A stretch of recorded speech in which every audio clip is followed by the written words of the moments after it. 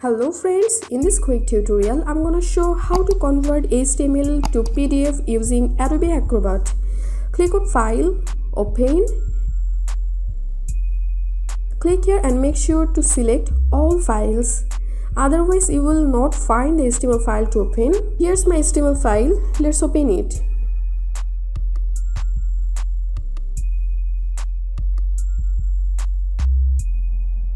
Now let's convert it. Click on File,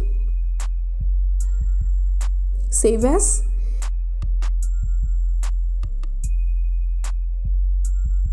Select where you want to save. Make sure the format is PDF.